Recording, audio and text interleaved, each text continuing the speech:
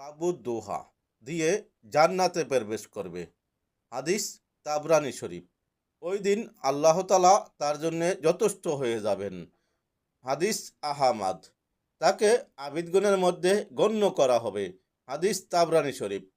জাহান্নাম থেকে মুক্তি লিখে দেওয়া হবে। কানজুল উম্মাল। সদ্যপ্রসূত শিশুর ন্যায় নিষ্পাপ হয়ে যাবে। হাদিস আবু ইয়ালা। 4 রাকাত আদায়কারীর জন্য জান্নাতে একটি প্রাসাদ নির্মাণ করা হবে। হাদিস কানজুল উম্মাল। মুহসিন সৎকর্ম পরায়ণ গণের মাঝে লিপিবদ্ধ করা হবে। হাদিস আবু নুয়াইম। আল্লাহ তাআলা তার জন্য জান্নাতে 400 স্তর মর্যাদা বৃদ্ধি করে দিবেন। হাদিস কুতুল কুলুব।